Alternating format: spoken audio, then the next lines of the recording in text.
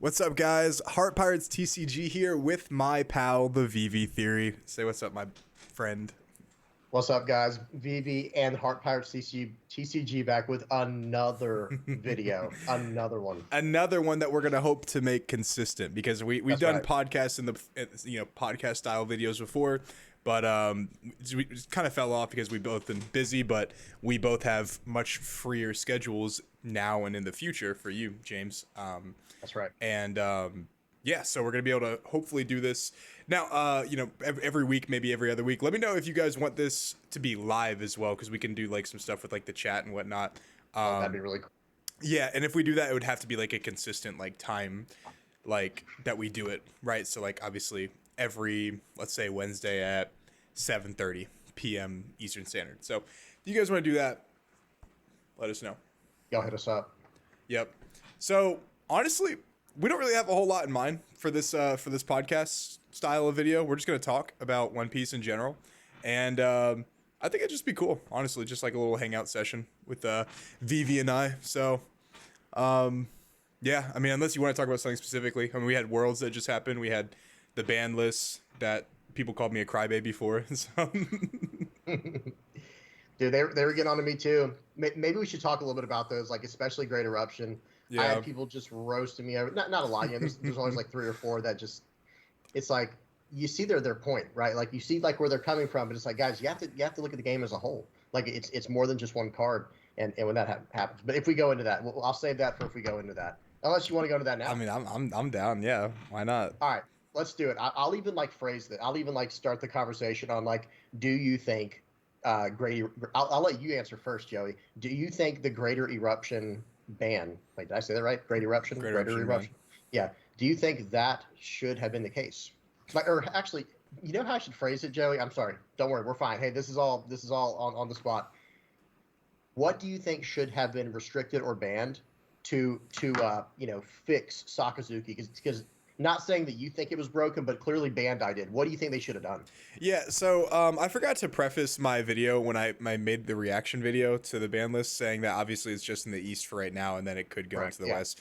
So if it is in the East, right, if it's the same exact ban list, then I think they just missed the mark on Sakazuki in general. Like, I really think if you want to make the deck like more, I would say, balanced for other decks to kind of compete in the meta, I think Rebecca going to 1 and Houndblaze going to 1 is just the answer. You don't need, you don't need to restrict. You don't need to ban the leader. You don't need to errata the leader. I mean, especially because that errata that they posted is terrible. It's like it's so like bad. Discard a Navy card -1 card. That's worse than Smoker, dude. Like, that's horrible. It's just a color pool at that point, right?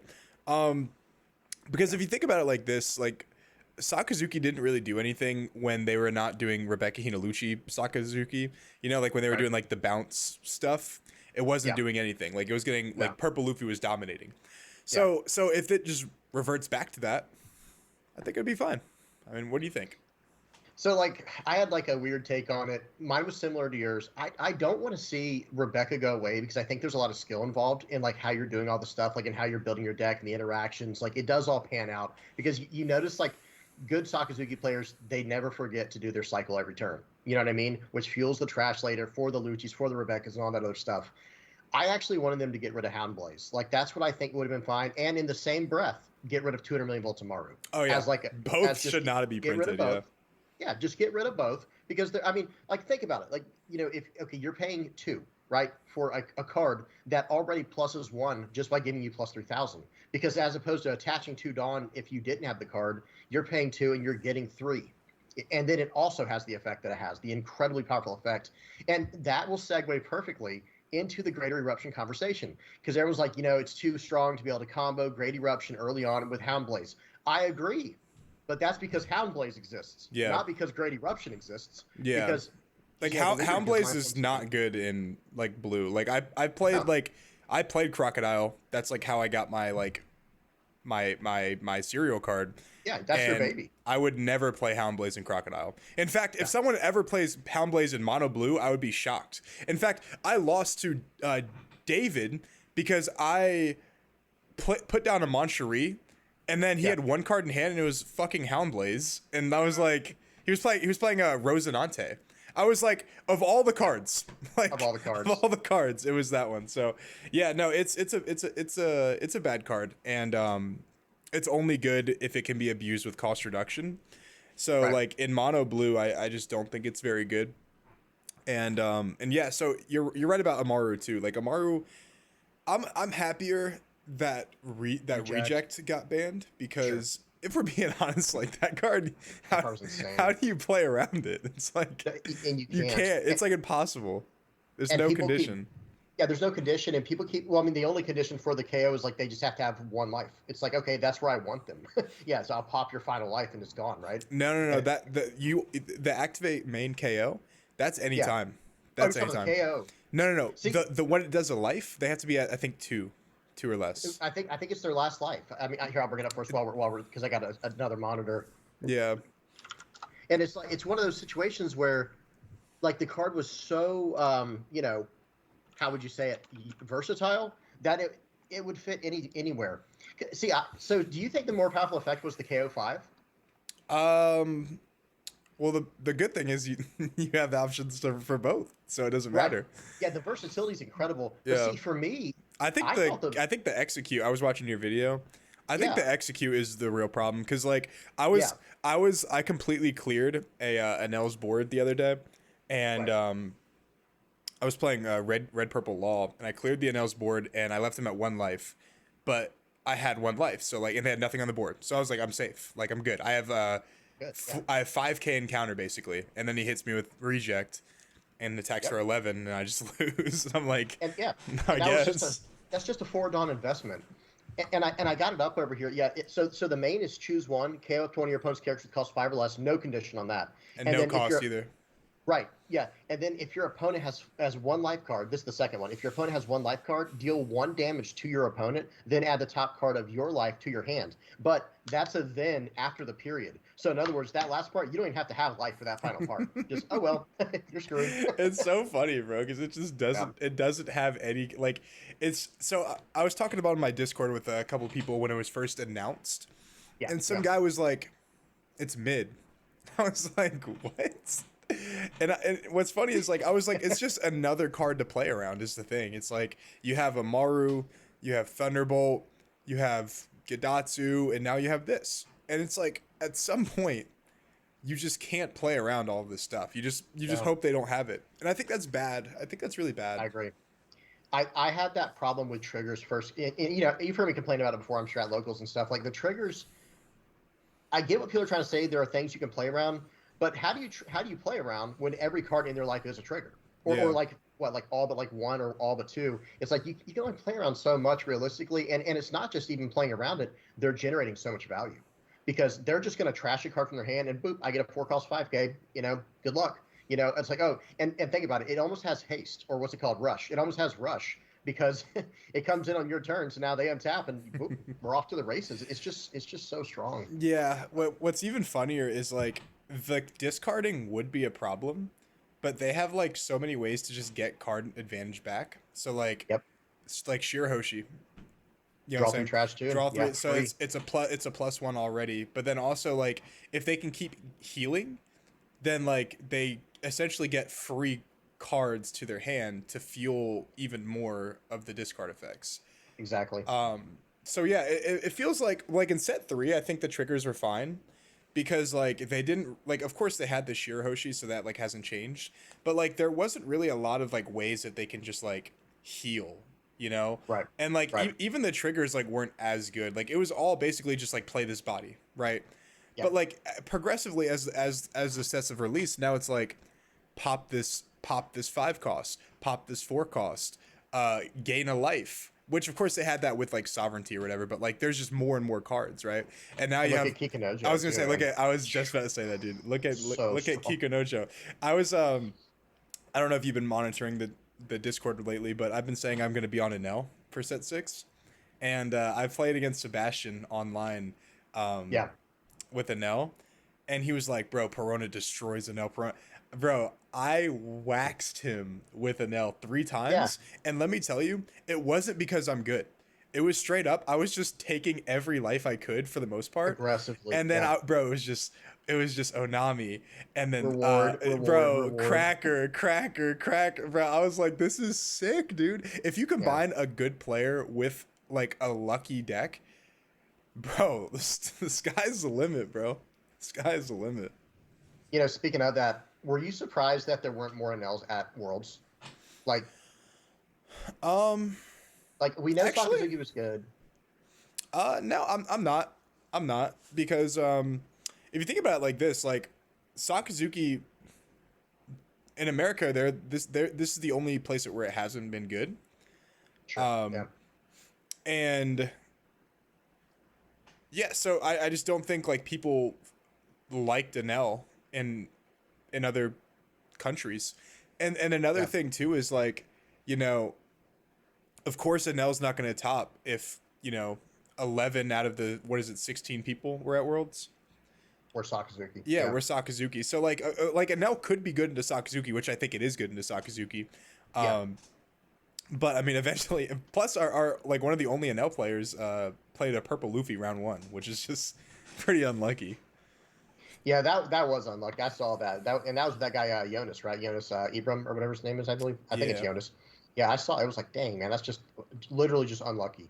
And so it's like there's only like 2 purple Luffys in there, and and like 1 Zoro, and it's like, and it's like, okay, and that made me realize, okay, sure, they need to do something to Sakazuki, like we were talking about earlier, but I don't know if they did the right path. But I think Enel, honestly, I would have probably gone with Katakuri. Like, you know, if I'm just a random player, right? If I'm just a random player going there, I can't go where everybody else is going, man. But I want, like in that case, I wouldn't be going with Black Yellow Linlin. I'd want it to be something competitive.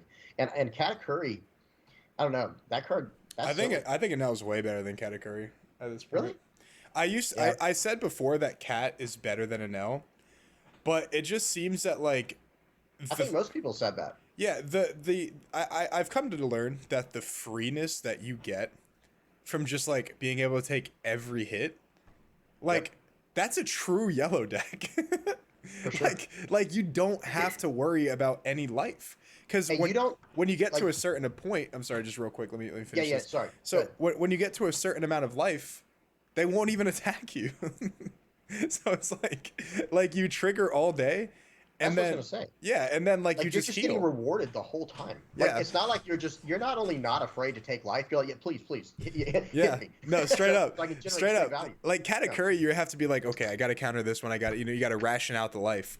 Right. And now is like, how many can I take? Like, come on down. Yep, man, keep coming. I'm telling you, like spin the wheel, bro. I'll tell you, the 10 games I played with Enel the past couple days, it feels kind of good, man. It feels kind of good, just like not having to use your brain. Man, you know, I remember. Oh, absolutely, because I played Enel that one time. Remember, Mark lent me his Enel deck that one time. Feels good. I think I randomly got top 4 with it. You know, it was just like a good deck, right? Or maybe I was just under. I might have got top 5 with it. But it was like, man, this deck, and had never even played Enel before. Had never played it, and I'm just like, wow, this thing's insane. And that's Enel in set 5. Imagine Enel with like 15 better triggers in set 6. Right, and you know, the only person who beat me that night, I believe, was Purple Luffy, and it was a purple. I was like, wow, okay. Of course, then I randomly play Enel. I run into a Purple Luffy at a you know, what's it called? Cool Stuff. It's like, okay. Well, there's actually our locals at Cool Stuff is actually kind of sweaty. I mean, I got second with Ace the other day, and the top dude, the top tables I looked over, it was like Sokka, Purple Luffy, Enel, Cat, Whitebeard, Zoro. I'm like, damn, like we're sweating, dude. And Green Uda. And Uda, yeah. It was like, I hard-bricked. I stopped by for that. That's all. I was like, oh no. I knew right away. The one turn where you did the Flame Emperor, I was like, oh my god, bro! I literally had to choose between on 7 Dawn. Do I play Flame Emperor or do I play Jozu the 2K and attack? That's like how bad. Yeah, that's how bad my hand was. 'Cause I wanted to save the Flame Emperor for the Luffy, but I just I had nothing else to do. Yeah, it was bad. It was super bad. I actually considered going to whatchamacallit tonight. Counterspell. Oh yeah. When's the last time you went there? I really like the people at the store. Yeah, they're cool people. It's just so far away. It's far for me. It's like an hour drive with traffic, and plus like there's not like a lot of prize support other than winter cards, and I don't know. It's just for me. It's like I don't need the practice for set 5, right? If it was set 6, I'd consider going. You know, for sure. I don't need the practice for set 5. There's no more major tournaments. So like for me, like after I got the top 32 at the Treasure Cup, I was like, I don't really need to go to like most locals anymore because it's just like I'm kind of done with set 5 and I just want to focus on other stuff like working out, testing set 6, making videos, just stuff like that. I don't want to drive an hour to play a deck I played a bunch. Played a million times. And you know what's funny is like you remember when set 5 first came out, I was already done with it. And I was like literally complaining and like talking about quitting, even though you know I wasn't gonna quit. But it was like that's how frustrated I was because I was like, oh man, we're about to enter into another meta where black yellow Linland's not the best deck. Like what the heck, man? Isn't that so you know what's weird? funny? I was just talking to Preston and Sebastian about that. I was like, you know what really pissed me off is when we were in set 5. Like set 5 hadn't even released yet, and VVTheory told me he was fucking playing Gecko Moria. I was like, just play the fucking set, like, and because I was getting annoyed because you're talking about on the sim. Yeah, on the sim, yeah. Because I was getting annoyed because I keep putting on the simulator like no EBO1, like I just want to practice OPO6, and like I had people like joining with like the fucking Three Brothers starter deck. I'm like, bro, I literally fucking said no EBO1, and like that's even beyond EBO1. Like that releases like after EBO1 release, I'm pretty sure. So I'm like, bro, like why can't people just play the set we're in? Like the set hasn't even released yet. But I guess you're like the same way, so. I'm the kind of person where like, you know, like my biggest complaint with this game, other than prices have become my biggest complaint. It wasn't at first. Prices used to not be as, we could talk about that in a second too. Oh yeah.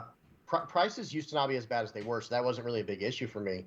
And they're still not out of control, but they're getting there. But my biggest problem was always the fact that we were one step behind. Like I that's annoying too. I fucking hate that. Stand it. I hate when they're like releasing cards and everyone's like, "Oh my god, did you see that OPO8?" I'm like, bro, I don't give a fuck. That's like a year from now. I don't care. Like, literally. You know what's funny is like people ask me like, I don't even know what the Three Brothers do. Like I don't even care enough to like look at it because I'm tired of like, I'm tired of like reading cards and then like forget about them for like 3 months and then like, oh, they just released. That's cool. Like. You know, it's like for me, it's boring because it's like if I know about these formats and sets like months in advance, like by the time the set releases, I get bored, you know, like because I already played it, you know. So that's why I don't like when people play like future sets. It's like you're going to get burned out of the set so quickly. Like I don't even begin looking at like the new set until like 2.5 weeks before the set releases. For the pre-release. Yeah.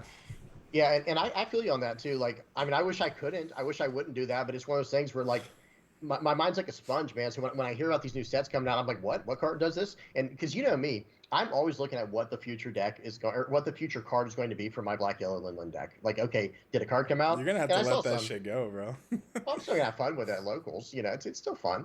But you know, you saw me playing meta. Hey, you can't say nothing. I've been playing meta lately. I'm proud of you. You called me a meta slave. A meta. Yeah, it's true, man. What did I call? Did I call you that in a video or was it on Discord? I don't remember.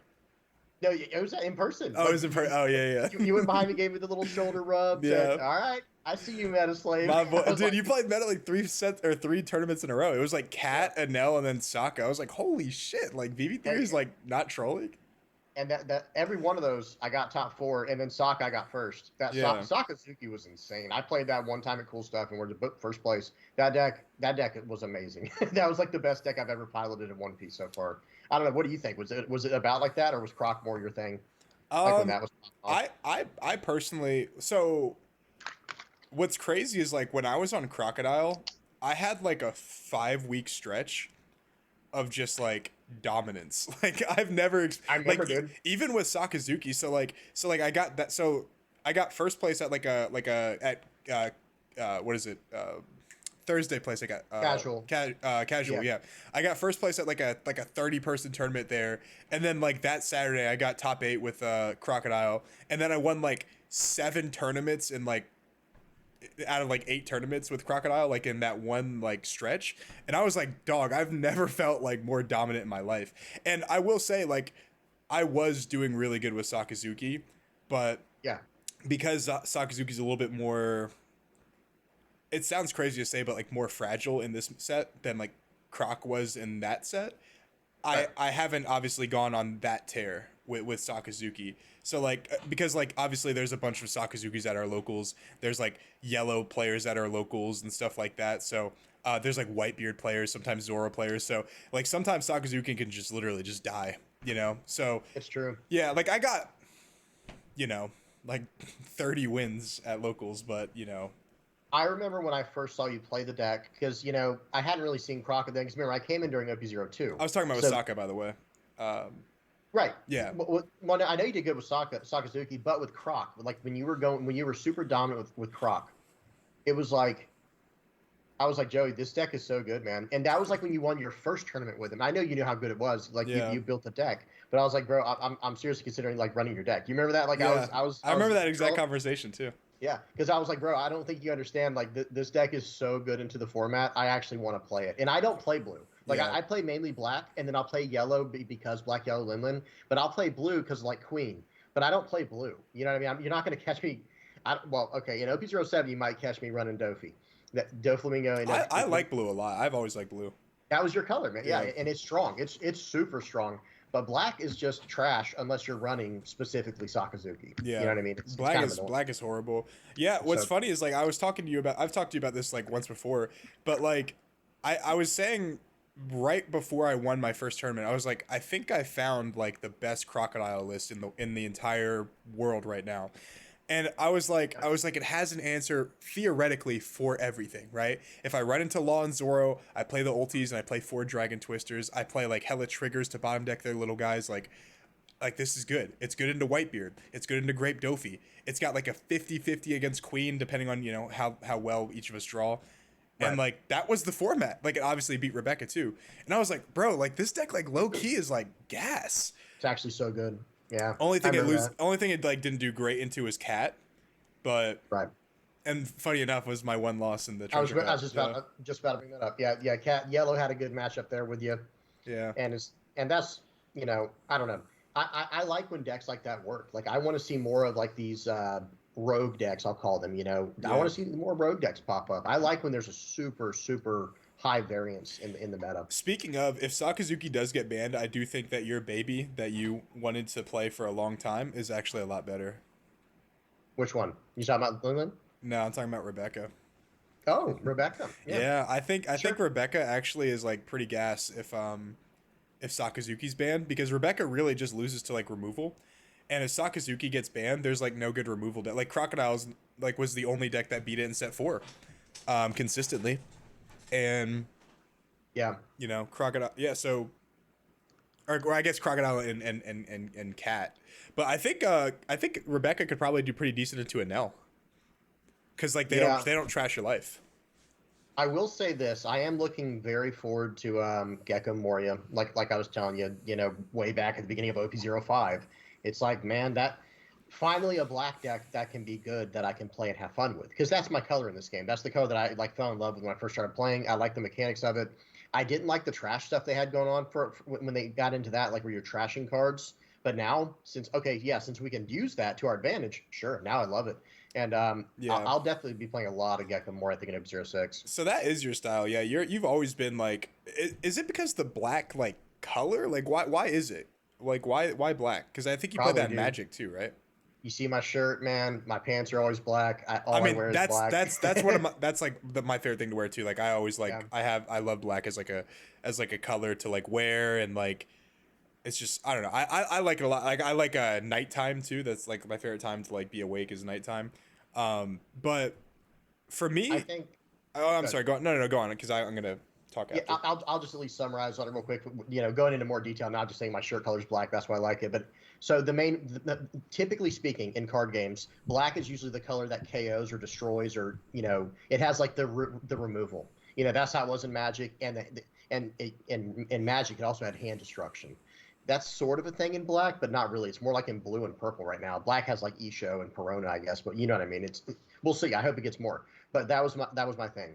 So from there, I'll play other decks. Like I told you, I'll play any deck. But my favorite, my go-to is typically the black cards in a game. Like same thing in Magic. I played a lot of black decks, even mono black decks. And for the people listening who know Magic, it's like, but there usually aren't very many of those. But yeah, that's cool. Honestly, like for me.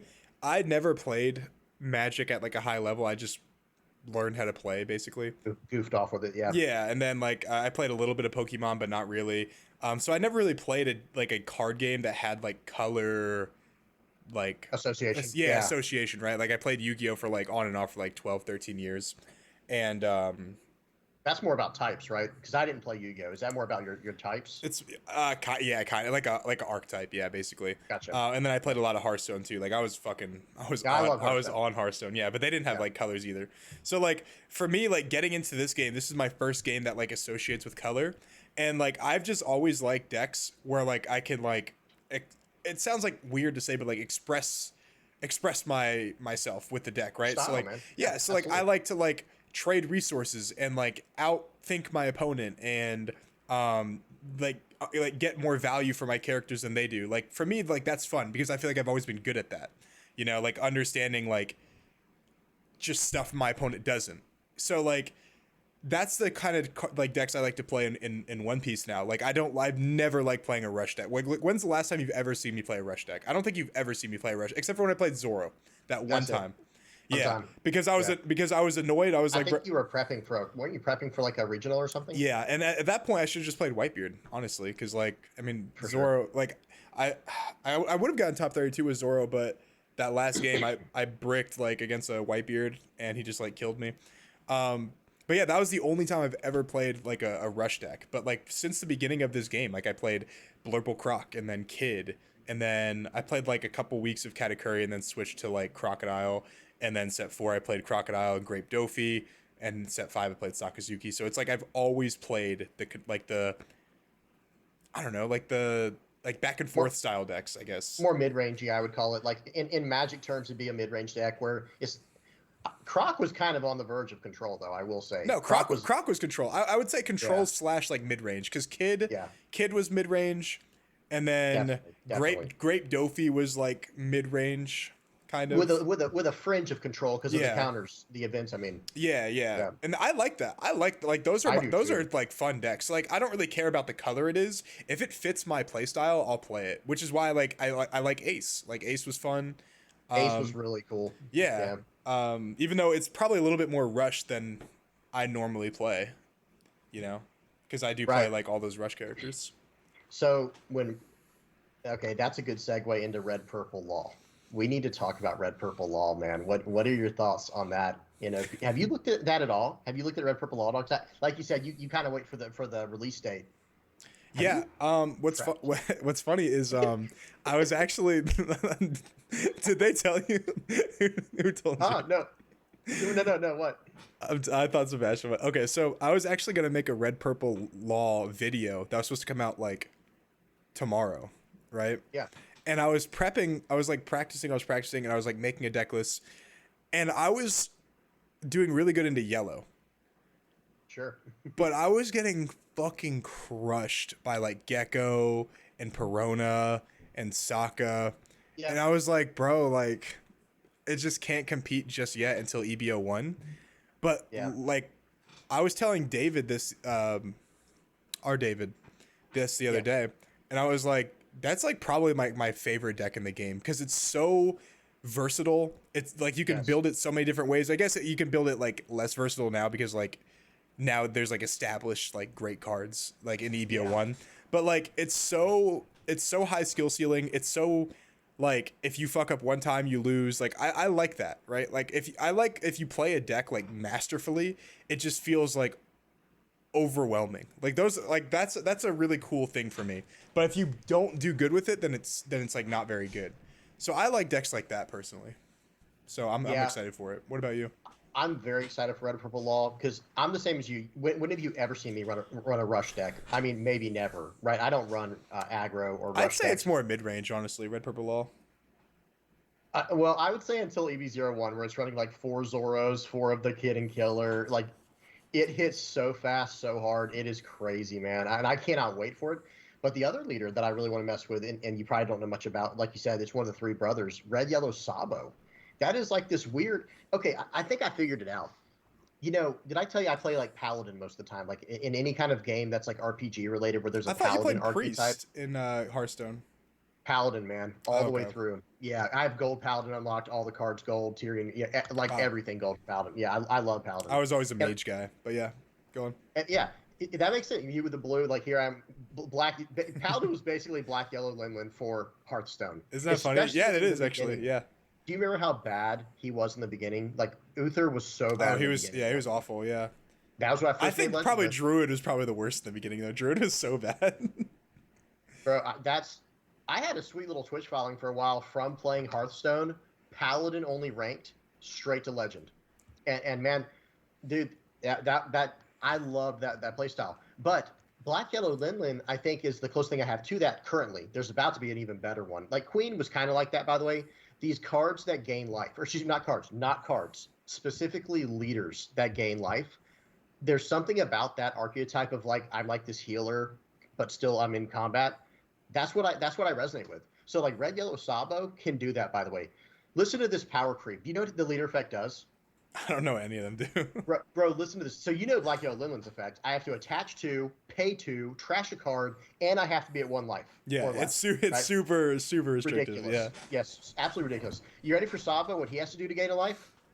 Attach one Dawn and put a card that has 7,000 power or more on the top of his life. 7,000 power? Yeah. So you know the new Ace card, the 5 cost 7K Rush Ace? That's just free, right? You can attack with that, put him on top of your life, play out the 2 cost Ace, put him back into play, swing in. Like there's so many little combos that are going to be able to happen. There's a 5/7 rush ace. It is good. situational. You have to be at 2 or less life. That's the only restriction. You have to be at 2 or less life. But here's the thing: you're going to take life aggressively so that you can just keep getting more and more value from your leader's effect. So it's like Enel basically, but like a different version.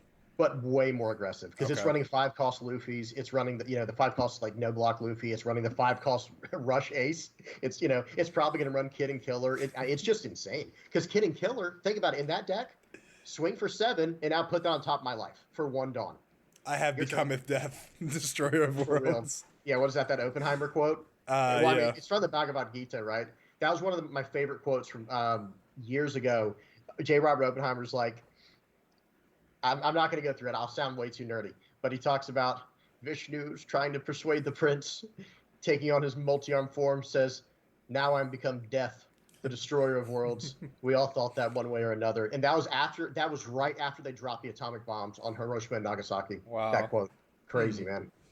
The history nerd over here. I'm sorry. I'm like a big time history like nerd myself, but I think you're a little bit more in tune with history than I am. Cause like, you know what's funny is like I used to really love history, and then like when I became a conspiracy theorist, I'm like, how much of this is actually fucking real? You know, like I don't even think birds are real. You know what I'm saying? Like birds aren't even real. So like, how can history be real? Yeah, a lot of it's not as real as people realize. Like, especially once you start looking, and people will call it revisionist history, but it's like, no, I don't think so. You know, there's eyewitness accounts of a lot of this stuff, and a lot of it's being suppressed, and that's the number one indicator of something being hidden when things are suppressed. Yeah, well, what's funny is like, you know, history. I mean, we've all said this like millions of times, but like history is like is written by the victor, right? The person who wins dictates history. So that's like, correct. So like. We and the thing is, especially now with like I'm sorry, let me say this. So history is written by the victor, right? And the people that were there to like dispute it are probably just dead. So yeah, they're dead. They're gone. Even if they wrote like, let's say they wrote like a whole thing about like how history is wrong. They can like just a hidden diary or something. They can just like suppress the information and it'll never see the light of day. Like, burn it. It's like, dude, like so like I loved history for a long time because for me it was like always easy to remember. Yeah. And then I was like, wait a second, this shit's all fake. A lot of it is. Why would I care about it? You know. A lot of it really is. Yeah. A lot of it like truly is. A lot of it I'd like to talk to you about, but there's no way we're gonna be able to talk about that on stream. Yeah. You're gonna get your channel shut down. Yeah. I mean, we've already talked about like so much stuff. Yeah. Like offline. Yeah. It's interesting. For that, I mean, I'm sure people know this already that have been watching us for a while. But like, dude, VVTheory is like my freaking guy, bro. Like this guy is. I didn't know what this guy is my brother from another mother. Like I met this guy and it was instant like bromance, like straight up. Yeah, it's like we randomly it was during OP02, right? Like right before, because 03 you took a break, right? OP03 is when you took the break. 02 is where I took a break. Okay, gotcha. So I must have ran into you right before you took the break. Yeah, that's right. It was, because then you put out something on Discord talking about like, hey guys, I'm taking a break, selling my collection or something like that. And I was like, dang, I just met this guy, man. He was super cool. You know, literally, that's all I was thinking. I was like, and I was even telling the kids, we're like driving home. You know, I bring my kids everywhere with me. So I'm like in the car ride. I get the message on Discord. I'm like, oh man, Joey's dropping out. They're like, oh, that cool guy you met. And I was like, yeah. Yeah, it like you said, it was instant chemistry, man. Instant bromance, where it's like, okay, we're just like we're on the same wavelength. It's hard to explain. Every now and then you just connect, and it's like, you know, and here we are. There's something inside you. And it's how hard crazy to explain. Back then, you know, I only knew about the Discord. I had just started my YouTube channel, like with OP02, and I didn't even know you had one yet. And then I ended up seeing you on there. I'm like, whoa, we both got little Discord stuff going, or not Discord, you know what I'm saying, YouTube. What am I talking about? Not Discord.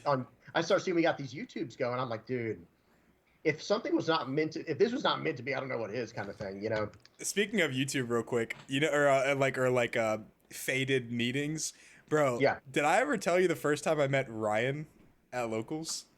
Ryan, the doctor Ryan. Yeah, Crocodile Ryan. Crocodile, yeah. Yeah, bro. It might have been the funniest thing of like that's ever happened in One Piece. It's like, oh no. So him and I are playing at table. I think he got into the finals. We were both in the finals playing Crocodile. And I was like, oh, that's so cool. You're playing Crocodile. I play Crocodile. He's like, yeah, there's this guy I see online that plays like Zeph. And I copied his build, and I think it's really good. And then I'm like, oh, I was like, oh, that's cool. I wonder who it is, bro. I sit down and I'm taking my deck out of my deck box, and he sees my tattoo, and he's like, you're the guy. You're the guy. He's like, I just learned about this deck from you, and I'm playing you in the final, bro. And what's funny is like I destroyed him. And he was like, I just like played against a guy who taught me how to build my deck. And he was funny, bro. He was just like, bro. He was laughing the whole time because he was like, you already know what I'm gonna do. And I was like, yeah, I fucking built the deck. Yeah. Like, this is literally my deck. Yeah, he was like, bro. He had this situation where he was like, no matter what I do, you have an answer for it. And he was like, I wish I would have never copied your list. Well, oh man. In his mind, though, he's probably thinking, "What are the odds?" You know, I copied this random YouTuber's list, and I run into him at my locals. You know. Yeah. The funny thing is he didn't recognize me the entire time that we were at locals. Like it was like round 5 or something. We were going to the finals, and like I was playing that deck like next to him for the entire tournament because obviously we were like same record basically. Yeah, dude. Ryan's got my number. Like he's a good player. Yeah, I mean he might be new, but he's a very very solid player. He's got my number. Where like, the first 2 times I played against him, I was playing Black Yellow Linlin. And he was playing your Crocodile deck. Well, that's a hard counter. I'm never winning that game. You know what I mean? It was just a hard counter. I was like, I remember you raging about that before, yeah. Oh, I was so frustrated. And then that's when you talked about quitting, actually, with Crocodile. Yeah, it was over that. I was like, dude, every time I want to play my deck, I run into something that's not meta. You know what I mean? Like, not, your deck was strong enough to be in the meta, but you know what I mean? No one was playing it. You know what I mean? And then it's like, okay, so then I swap off Black Yellow Linlin. And then I randomly play Enel. And that kind of wasn't that kind of favorable into Crocodile at the time, or no? Am I crazy? Am I thinking of a different set? I only played Enel a couple times with Crocodile in set 5, and I beat it, but I don't know enough about the matchup. Well, listen. Here's the funny part. I play Enel. I run into Ryan again. He's playing Purple Luffy. I'm like, dude, what? And he obviously doesn't mean to do it. There's no way to foretell like what I'm going to be playing or who you're going to get matched up against. But it was just like, okay, he's got my number. We'll get him eventually. He's a good player. I like Ryan. I haven't seen Ryan in a while. Hopefully he listens. Ryan, if you're listening, get your butt back to locals. I don't know where you think go to Cool Stuff, bro. Our Cool Stuff is having like 20 to like 30 players like every Friday. So Ryan, come back to Cool Stuff. We miss you.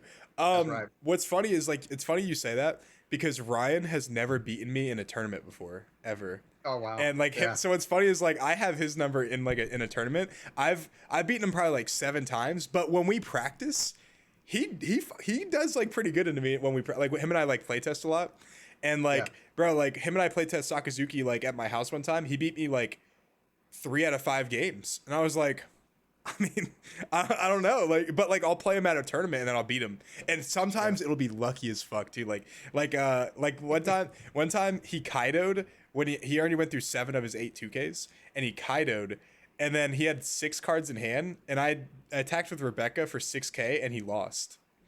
I think I remember that game. Yeah, like, I feel like I was there for that. Yeah, you might have been, but like I've beaten him in like lucky ways like 3 or 4 different times. Like one time I triggered into like, I think a Gum Gum Rain, and I bounced a 2K back to my hand, or because I think I didn't have another target for the Gum Gum Rain, so I bounced like a Kaya back to my hand, and then I was able to counter out of like a game against him to win. Like it's just like lucky shit like yeah, like lucky shit like that, bro. Like eventually he's gonna break through that though. Yeah, no, it's fun, man. I love seeing the new players. That's one thing I will say that's been really inspiring lately. I've seen a lot of new players at Cool Stuff lately. Yeah. And even, dude, I dropped by guy. We have like 10. I was just saying this on a video today or yesterday, talking about how we have like 10 local gaming stores where we live. And like, I stopped by. Where does David play at? Vortex. I stopped by Vortex randomly on a Thursday night instead of casual. There were like 2 kids in there, man, like young kids, and they were saying, "Yeah, they're always here." I'm like, "Good, that's what I want to see, man. I want to see this keep growing." You know what's crazy is like we have multiple tournaments that happen on the same day, but just on different sides of town, and each of them have like 20 or like 25 people in there. So like, dude, if we had like a big tournament, like a store championship, or some like case tournament on like, and obviously they don't compete with other tournaments, we can have like a 60-person locals. Like our local scene is huge for Jacksonville. We'd have to have that somewhere like a Cool Stuff who has the space for it. Yeah. Because, dude, I don't think Tim could hold that at casual. You know what I'm saying? Also fuck that dude. Yeah. Not the best place. Yeah, I'm not fucking going there. Fuck that dude. Yeah. Yeah. Speaking of new players, and we got a little sidetracked as we were just talking about random stuff. Prices, man. I did a Market Watch video today. Dude, those Market Watch videos blow up, man. I was thinking about making those too. I like making one, but I saw you made one today, so I was like, damn, can't do it. You see Gordon's like $35. You know what's funny? You know what's even sadder than that is I needed one more Gordon like 3 weeks ago when it was like $13, and I hit up Alex Monkish. And I was like, bro, I need that Gordon from you. He's like, I got you. He forgot to fucking sell it to me, and that was like triple the price. No. Yeah, dude, I'm gonna punch Alex in the face next time I see him. Bro, so since I like to watch the meta before it happens, like we were saying earlier, I foresaw Red Purple Law going crazy, and I was like, guys, buy these Gordons now when they were still like $3 a piece. When was Gordon ever $3? Or maybe it was $4, man. It was super cheap. This was like 6 months ago. Oh, okay, yeah. Man. Like, I was like, guys, because that's when they start previewing cards. We see them 6 months in advance. I'm like, guys, Red Purple Law is insane. And plus, he was in 3 captains. He was in the 3 captains thing. And remember, he wasn't quite good enough yet. Remember, that's been the story of his life for like forever. For real. But now, man, now he's watch what'll happen though. Watch him ban Gordon, because guess what they just did with Sakazuki? Oh, we got to ban Great Eruption because now they also have Tempest Kick Tempest Kick. So can't have the 8 of the same card type of thing. Gordon is what's funny is they're all searchable by Dodon too, which is funny. I think they should have done like Gordon. Oh, are they? Yeah, like Raise Max is a 1-cost red character, and then so is Gordon. The build that I was testing out for set 6 plays Gordon. Plays Dodon, and I play Otama, because you can obviously search out Otama. You can search out like starter deck Nami. You can search out like Makino, and then Makino can boost Gordon, attack for 5k, and then Gordon can use his effect. Yeah. And that's the build that I was playing. It's kind of spicy. Yeah, it's kind of spicy. But yeah, like I think the deck is really good against certain matchups, but it's just not quite there yet. But when you get Bond Clay, Kid Killer, I think it gets a lot better. But it just struggles so hard into decks that like just like have recursion that like can also establish a body while taking away your bodies. Like it just struggles, dude. It's so tough. Yeah, it really does. And like if you don't get that like turn 3 law or turn 3 kid, the 5-cost kid, it's an uphill battle. I mean, Shashi and Penguin's good. Obviously, he helps tremendously with the deck, and even Beppo to an extent. But it's like nothing sticks anymore. There's so much removal in the game now. Nothing's sticking one turn. You know what I mean? It's just that's my only complaint about One Piece right now is like there's only certain decks that can compete because of like so much removal or like triggers. Yeah. So of course like banning Sakazuki helps with that a lot, right? Sure. Because there's not nearly as much removal now. But still like having like being able to like with any black deck to just like look at Perona. Like I was playing against Perona with red purple law and I was like, bro, like I can't play anything. They're just gonna fucking die. And it sucks. Yeah, it sucks. Like I kind of wish like we can go back to like set like 4.5 where like there just like was removal but not a lot. There was like rush but it like wasn't like a lot. Like now like there's triggers but there wasn't as many, you know, like dude, like it's rough, man. It's rough playing One Piece right now. My biggest issue with removal, and I did a whole video on this one time, like it must have been like 6 months ago now, talking about how like removal is not correct in One Piece. Like they don't know what they're doing. Removal should never ever be on a body. I mean literally never, because that's what generates this insane amount of value of like it's one thing when you Lucci their board, right? When you pop this card and that card, you do cost reduction, hit like a 4 and a 2, right, off Lucci with like by comboing with the leader attack and -2 for Great Eruption. But you're also establishing a 4 cost 6K. You know, I don't understand how that's fair. Like you know what I mean? Like it's a 3-card swing because you take 2 of their cards and you establish a card. You know, I don't know. I don't think removal in the way that we have it right now is fair. So like black had removal and it fucking sucked, right? It's like so I was okay with that, right? Because it's like okay, like it doesn't matter either way. But like now that we have like and this coming from a blue player, right? Where like now that we have like removal where it's just too free and too consistent and too relevant, it just feels like there's some decks that just don't get a chance. So like believe it or not, there is a way to fix it. And I was talking about yellow too. Anti-bottom deck, anti-trigger. If we can just add a couple cards, maybe make them like neutral cards like they did in Hearthstone, right?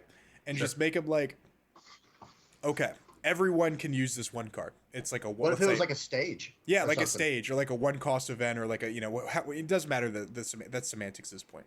But, you know, have this card that when played, negate the next trigger that happens, right? Or negate the next bottom deck that happens, or account like a secret in One Piece, or I'm sorry, in Hearthstone.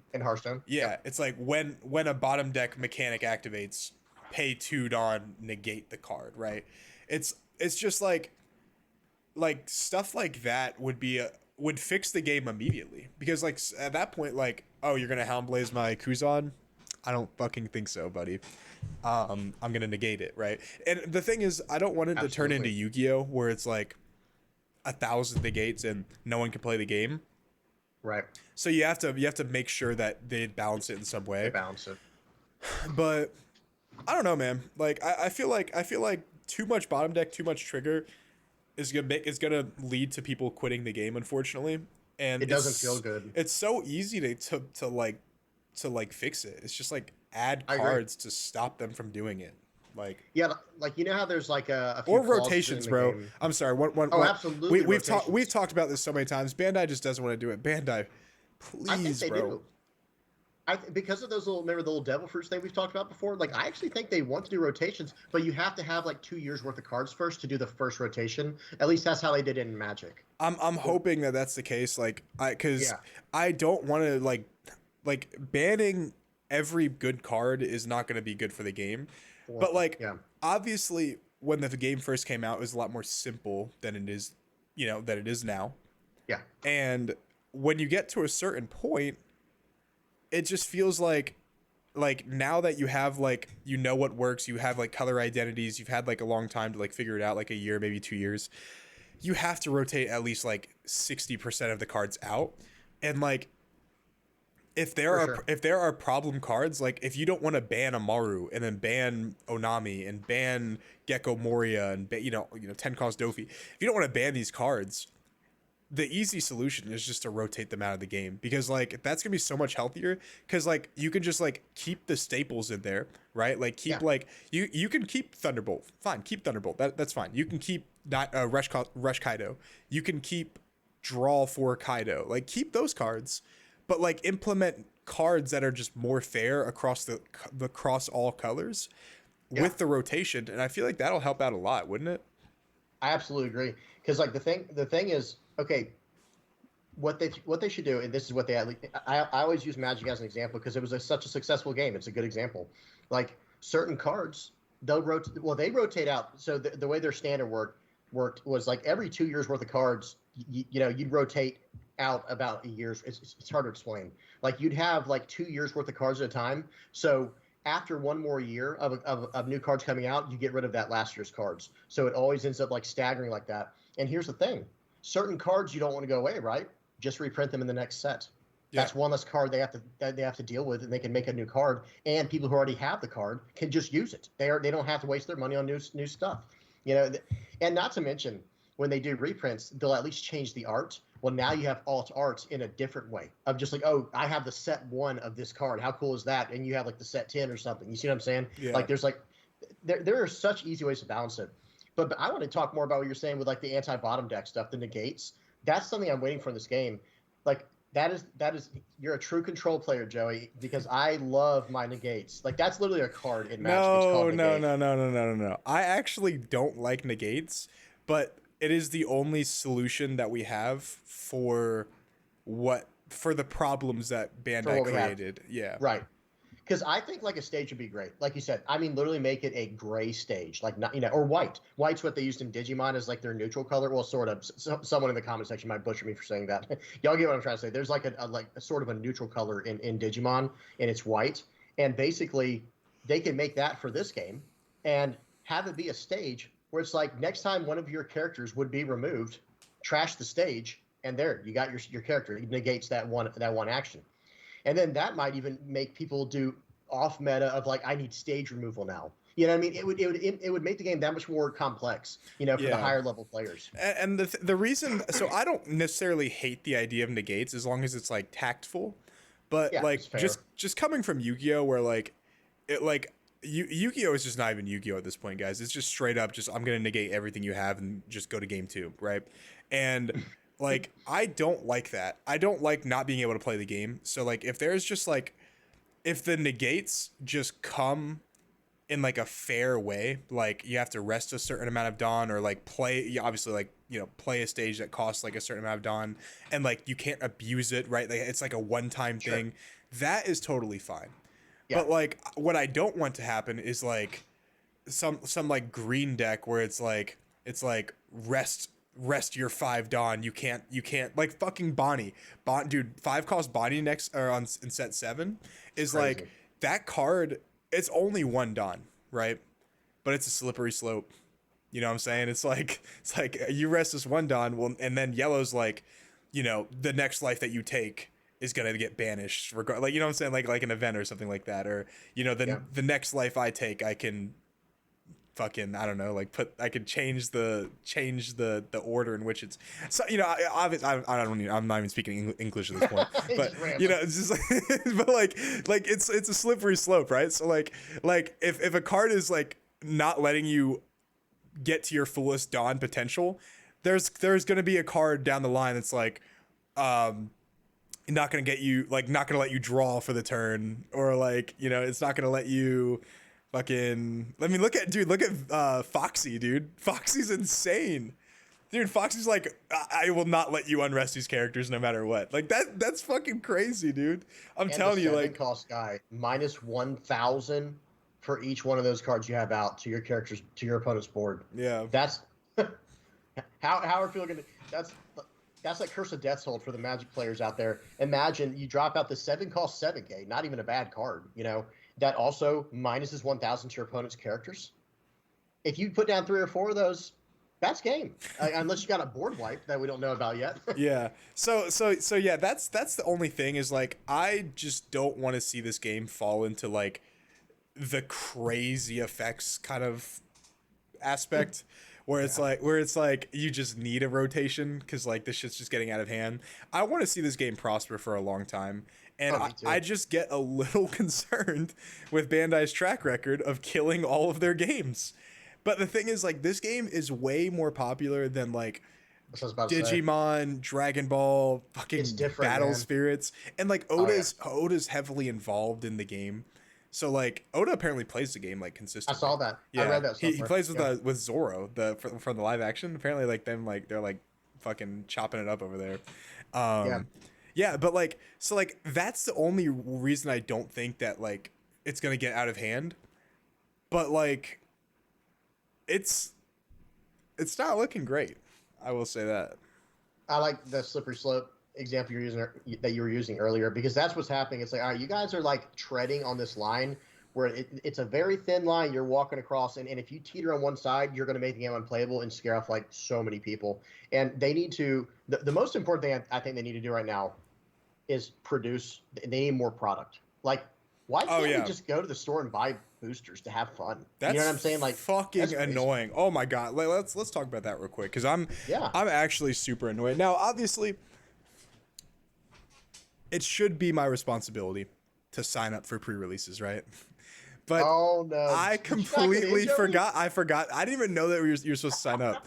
So legit, everyone's like, I got into 17 different. I didn't get into any pre-releases, but like that wouldn't be a problem because I don't fucking like pre-release. I hate paying $30 for like 6 packs. That's true. You don't like pre-release. Yeah, I hate that shit, bro. Because it's just like whoever gets the best card wins. I fucking hate that. So like I wasn't gonna sign up either way, or I was gonna sign up just for the cards, and it probably wouldn't even play in the tournament, right? Sure. Because it's I just don't like it.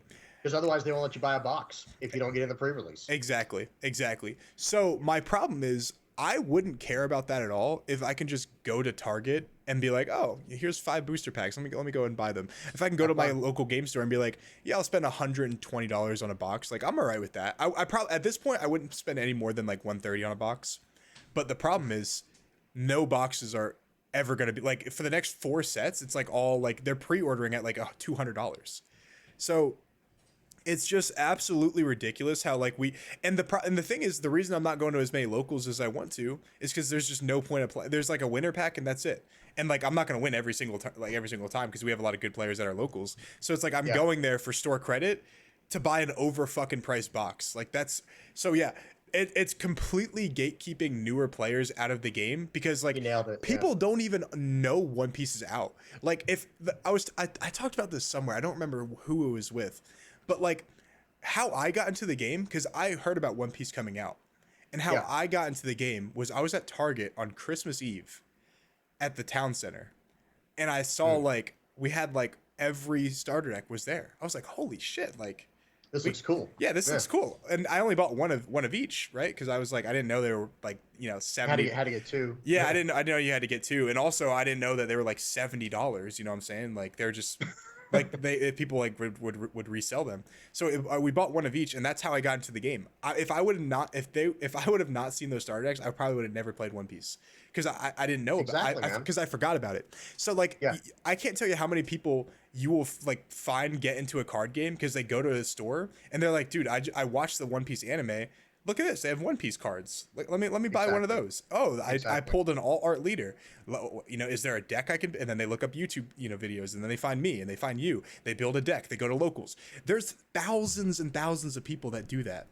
And by us just not having product on the shelves, we are just we're not giving those people to like the chance to find One Piece organically. It's so bad. And like that's how me and my son got into the game. Like literally what you're saying. I was like, man, because remember, it was like right after COVID, after all the COVID lockdowns and restrictions and everything. It was like, okay, I want to get into a card game, and I like randomly show up to cool stuff. I'm like, let's see if they got that One Piece game, because I think my brother told me about it, or someone had told me about One Piece, and I'm like, oh, my son likes that, so I go over, check it out, and dude, I bought Romance Dawn and Paramount War right off the shelf, like boosters. I bought like 2 of each. I'm like, all right, let's see what we got. Got a Borsalino.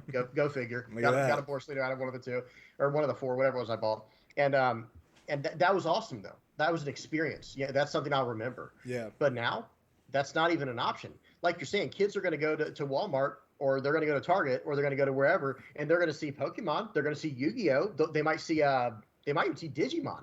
I see Digimon all the time. I'm not gonna fucking buy them, but yeah, people. No. But just seeing them puts that idea in your head.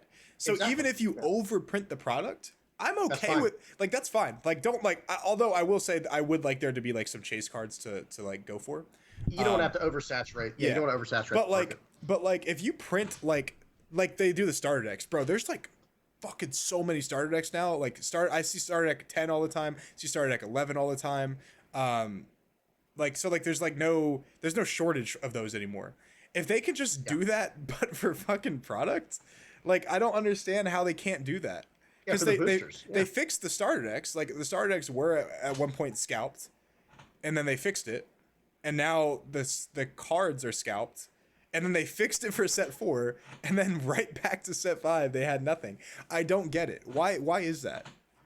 See, someone asked me that in the comments section today of my Market Watch video. They were very kindly asking, hey, how does this work? Why is it that they cannot produce the amount of cards to buy, but not oversaturate to where, cards start losing their value where you can't like resell them and get the chase cards, like you're saying, whatever. But it's like, okay, well, whoever is in control of their financial department, like who is looking at the spreadsheet and is like, oh, we have sold out of every single product for the past 3 sets. And they're still not, whoops, I'm saying this, but, and they're still not overproducing the amount. Are they scared? Have you ever heard of that card game called Force of Will? I actually have. I heard of that, but I don't know a lot about it. I didn't play it, but I looked up the whole history of the game because apparently it was like going to be the next major game that was going to blow up and be huge and be crazy. And I think it was right before COVID. And then something happened where they overproduced a product to where it like killed the secondary market, and it got a lot of bad. Something happened from there. Watch me probably butcher what just happened, but the bottom line is the game like died overnight. And some people still play it. Watch someone's like, I still play Force of Will, but like it like basically there's always these people, yeah.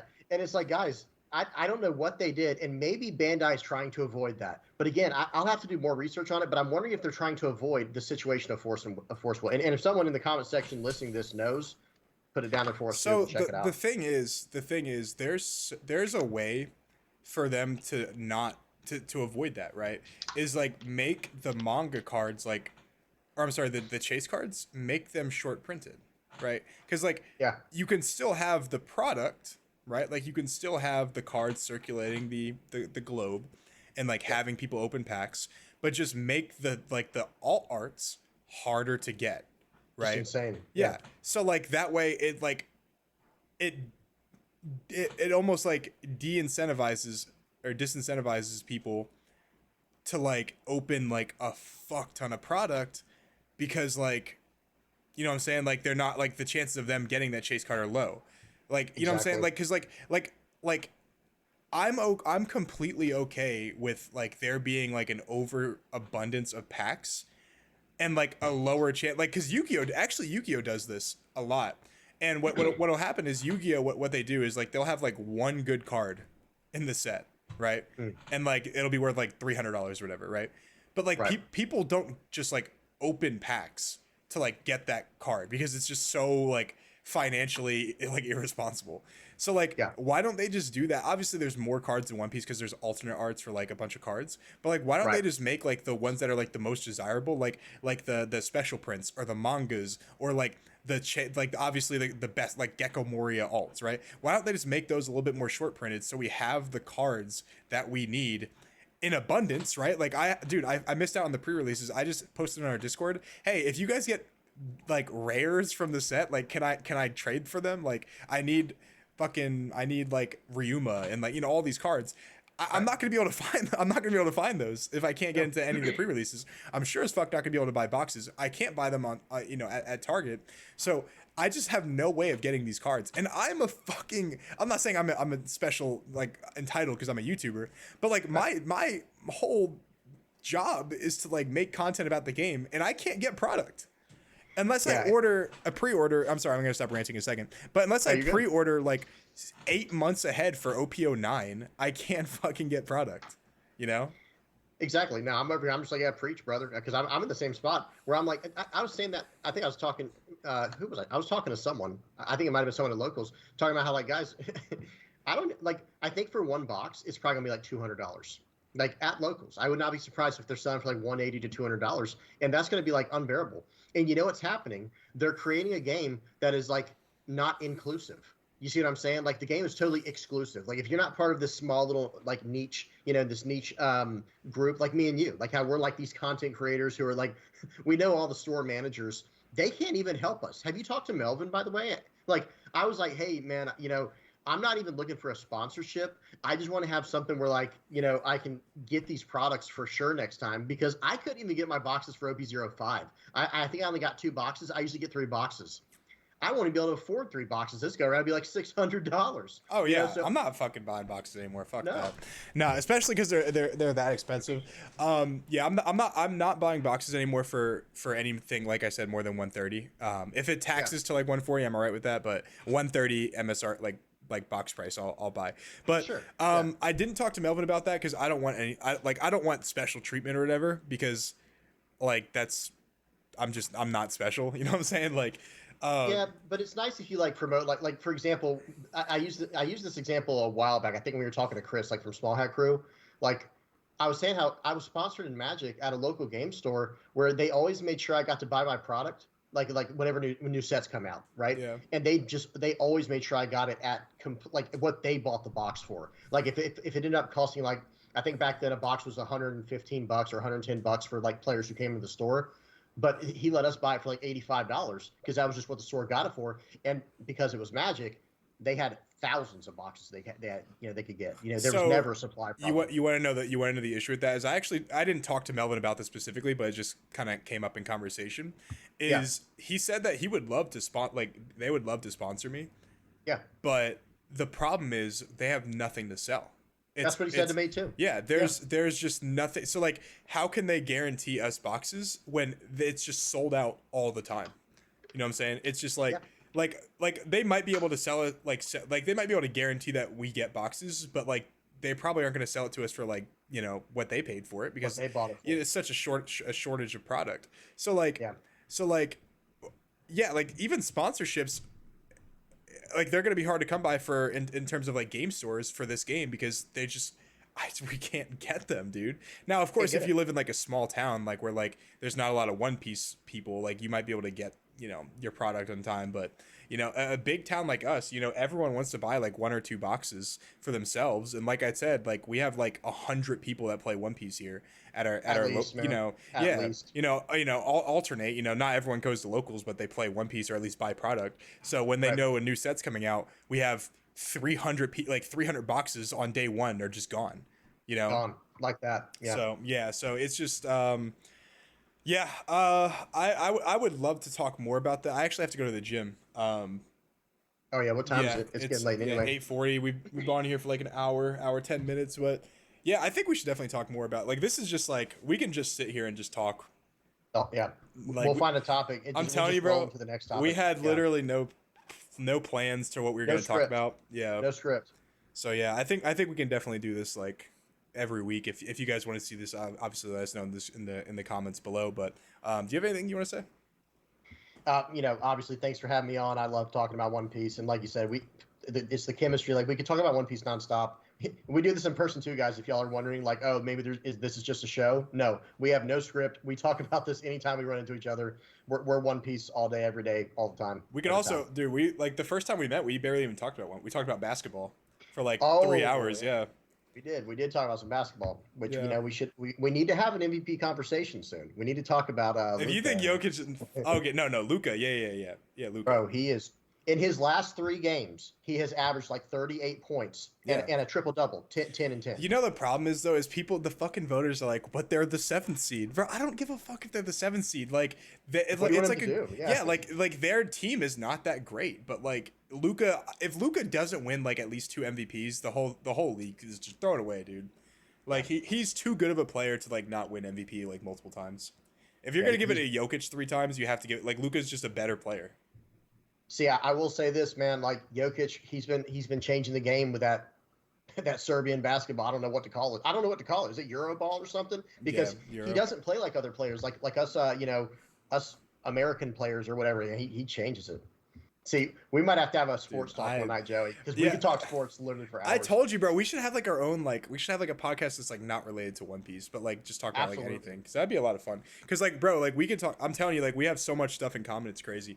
But But yeah, we're not gonna. Yeah, well, let's not go down. Let's not go down the rabbit hole here.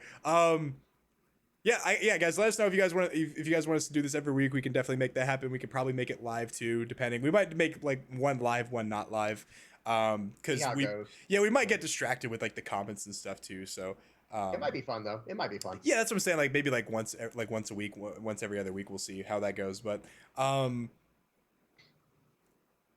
yeah, that's all I got. That's all I got.